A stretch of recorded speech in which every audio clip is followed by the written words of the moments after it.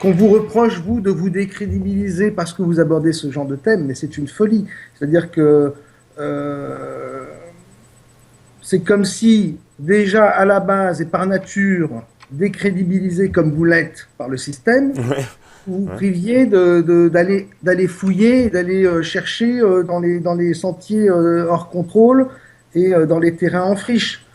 Non, il faut y aller, il faut chercher sincèrement et puis se poser des questions, toujours se poser des questions. Finalement, qu'est-ce qui nous porte tous? C'est la quête de la vérité. Ouais, tout à fait, c'est ça. C'est le moteur de tout ça, en fait, c'est une grande curiosité, quoi. Et une sincérité, Absolument. un peu aussi. Alors la dissidence, il y en a plusieurs. Il y a moi, Ouais. je ne me sens pas du tout dissident, je me sens Mm. résistant. Ah ouais, bah moi aussi. Voilà. Et alors, il y a plusieurs types de résistance. Il y a des résistances politiques, etc. Moi, c'est des domaines que je ne connais pas. Je n'ai pas de compétences là-dedans. Je préfère, enfin, c'est plus mon domaine, d'aller chercher la vérité dans des sujets justement qui sont hautement sulfureux, qui sont la religion, par exemple. Ouais, ouais. De faire comprendre aux gens, enfin, d'ouvrir les yeux à certaines personnes, de leur expliquer, par exemple, que les religions sont peut-être un peu trop dans le dogme, hein, et qu'aujourd'hui, l'humanité a plutôt besoin d'amour que de dogme, et que les religions manquent pas mal d'amour, surtout on le voit constamment. Malgré le discours, en fait, elle s'appuie surtout sur le dogme et que après, la véritable révolution, celle qui est vraiment viable, c'est peut-être pas une révolution sociale, qui est une révolution extérieure qui s'attaque aux structures de la société, mais peut-être plutôt une révolution intérieure qui passe par l'amour, Mhm. par le Christ, ou quels que soient les mots que les gens peuvent utiliser, et qui va, elle, passer par une mutation, par une transformation au niveau de l'ADN, au niveau des fibres nerveuses, au niveau des organes, etc. Ouais. Peut-être que la vraie révolution, elle est là. Alors, c'est deux concepts qui s'opposent et qui sont complémentaires, finalement. Euh, moi, je pense que tous ces sujets-là méritent d'être étudiés et les personnes qui travaillent sur tous ces sujets-là doivent se respecter. Voilà, et en plus, tu vois, il y a immédiatement pas mal de réactions. Il y en a qui me disent, voilà, c'est parce que les gens ont peur des conséquences sur leur vision du monde. Voilà. Où on me dit, Absolument. voilà, on me dit aussi, le système est tellement bien fait que d'en parler à ses proches est très compliqué car tout est fait pour décrédibiliser ceux qui veulent en savoir plus. Voilà. Donc c'est vrai qu'il y a une espèce de, en plus d'épée de Damoclès sur ceux qui veulent en plus communiquer avec les autres et ils se font laminer, si j'ose dire, par la société immédiatement, quoi. C'est dès qu'on touche à ça, quoi. Le système est très bien Hum. fait. Tout a été parfaitement bien verrouillé dans la matrice pour empêcher qu'il y ait trop de grains de sable qui viennent enrayer la mécanique. C'est une mécanique qui fonctionne depuis quelques millions d'années déjà. Ouais, effectivement.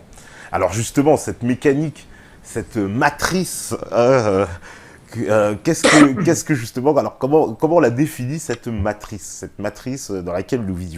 En fait, depuis l'origine des temps, on est confronté à une question qui est l'énigme de la vie, et qui est une question erronée et dont la logique faussée ne peut conduire que sur une impasse. Et donc, en fait, ce qu'on, souvent les gens vont aller chercher les réponses dans les religions. Ouais. Et si on regarde l'histoire, on se rend compte que les religions, par rapport à cette question, ne sont pas très bien placées parce qu'avec les concepts archaïques qui sont les leurs, elles ont engendré plus de guerres et de massacres dans l'histoire que tout le reste, quoi.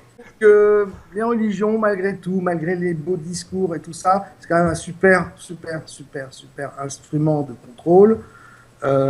C'est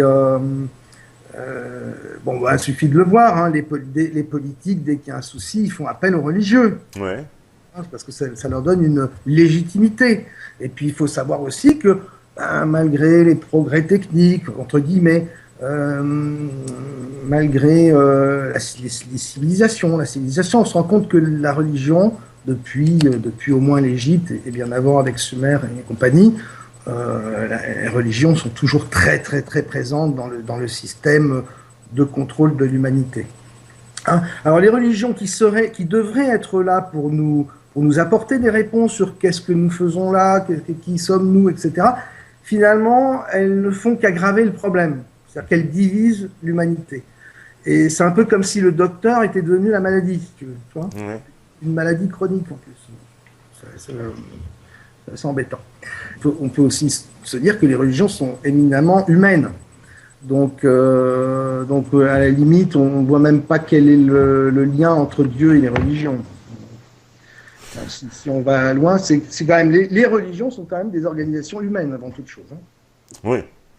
Avant tout, mais alors, c'est ça. Alors, tout de suite, tout le monde, il y a aussi plein de réactions. On me dit, bah alors, qui nous a créés? D'où venons-nous alors? C'est la question, quoi. Ça ne peut être que l'œuvre de Dieu. D'accord. Alors,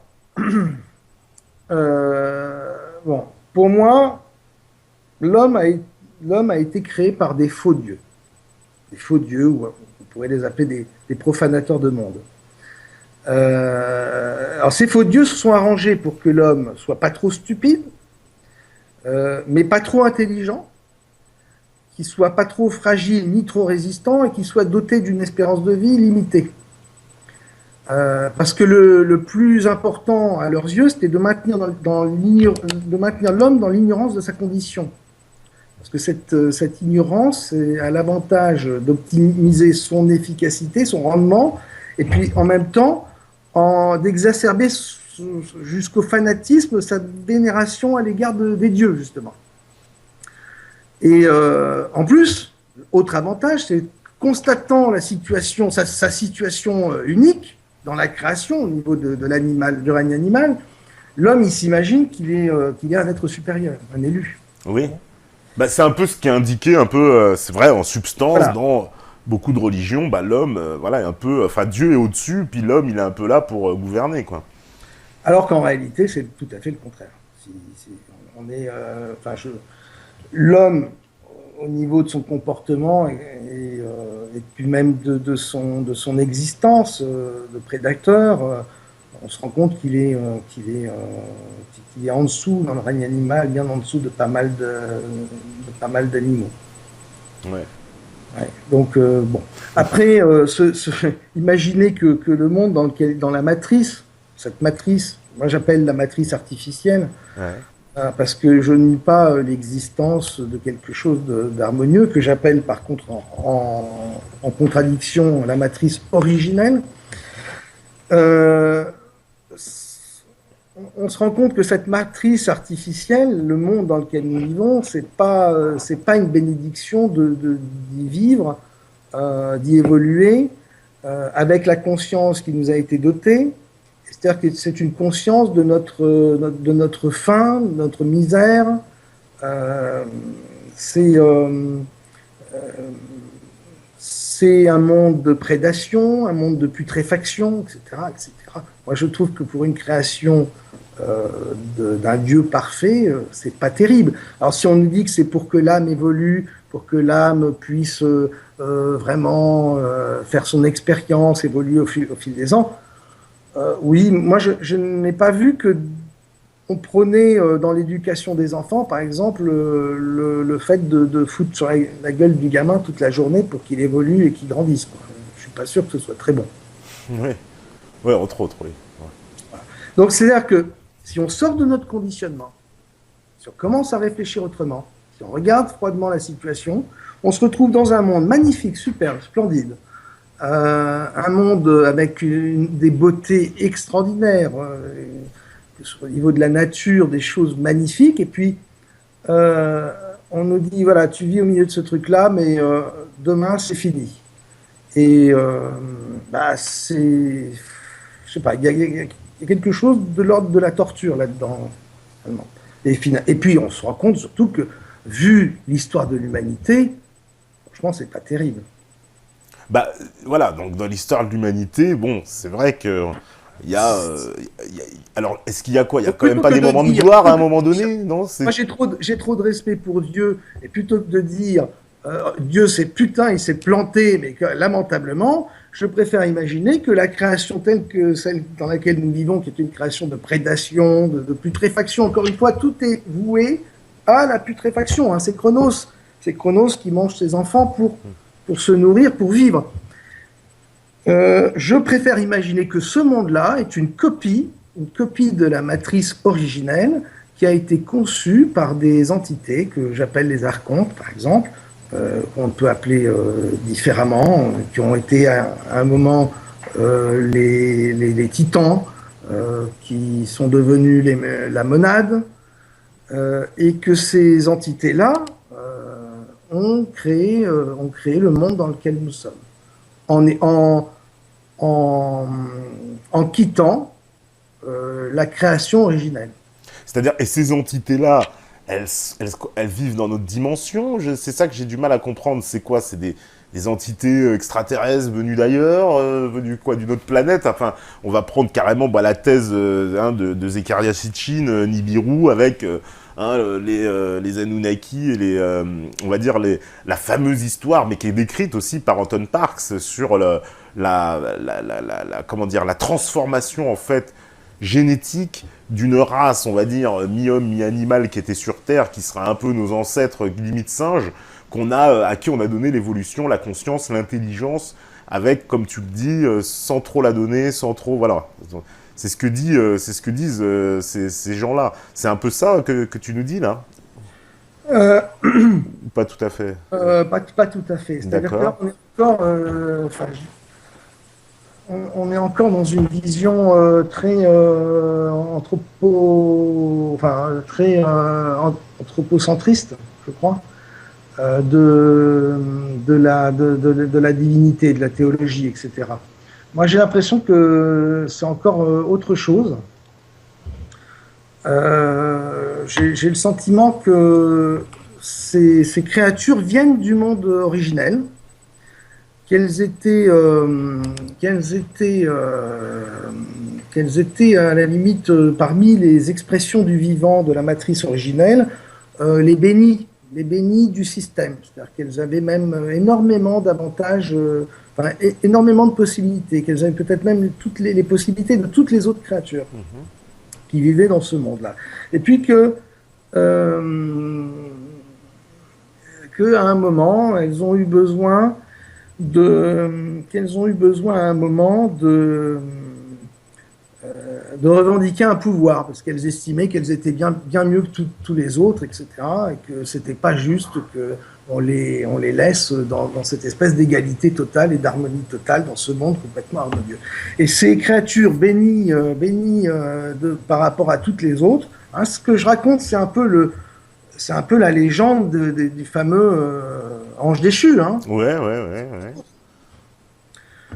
Ces fameuses créatures, à un moment, elles se sont réunies, commençaient à râler. Et dans la matrice originelle, quand tu commences à râler, quand tu commences à être pas content, c'est un truc qui est assez inhabituel, je dois dire, parce qu'il faut imaginer la matrice originelle, c'est-à-dire c'est le pendant de notre création, sauf qu'elle est parfaite. C'est-à-dire qu'il n'y a plus de prédation, c'est du partage, c'est de l'échange d'énergie, etc., etc.